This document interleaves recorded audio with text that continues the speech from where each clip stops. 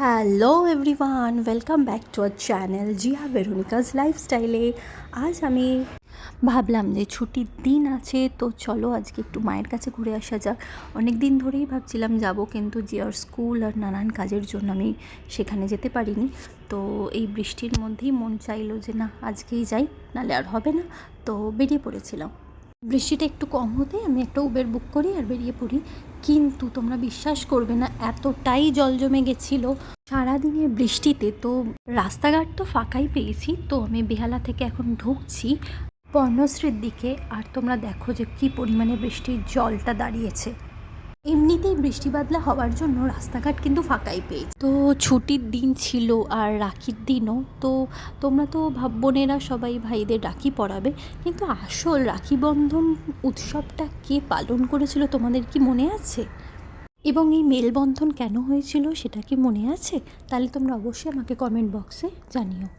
তো তোমাদের সাথে কথা বলতে বলতেই আমি আমার বাড়ির দিকে চলে এসেছি। আর এই সেই গলি যেখানে আমার ছোটোবেলা কেটেছে। এই যখনই বিকাল হতো আমরা ছোটোবেলায় বেরিয়ে পড়তাম, হয় ব্যাডমিন্টন নাহলে লুকোচুরি, কিছু না কিছু আমরা খেলতাম। আর যেই ঘরে না ঢুকলাম আমার একটা অদ্ভুত শান্তি লাগলো। সত্যিই বলছি, অনেক দিন বাদে এসেছি তো ভীষণ মনটা ভালো হয়ে গেছিলো। একদমই এখন আর সময় হয়ে ওঠে না যে মায়ের কাছে যাব। তো এই হচ্ছে আমার মা, বাবা বেরিয়েছিল আর ভাই ঘুমাচ্ছিল, তো বাকিদেরকে পরে দেখাচ্ছি। এবার এসে যাচ্ছি, প্রথমেই আমার মনে হলো আমি আগে খেয়ে নিই, কারণ ভীষণই খিদে লেগে গেছিলো। আমি মাকে বলেছিলাম আমার ফেভারিট আলু পোস্ত আর বিউলির ডাল করতে, তার সাথে মা করেছিল কচু শাক বাটা আর মাটন। সেই সব খেয়ে নিয়ে একটু মায়ের সাথে আড্ডা দিলাম, আর তারপরে বাবাও এসে গেছিলো আর খেয়ে নিয়েছিল। তারপরে সকলে একসাথে আড্ডা দিয়েছিলাম। আর এটা হচ্ছে আমাদের অল্টার, এখানে আমরা প্রেয়ার করি। আর কত সুন্দর করে দেখো সাজানো রয়েছে।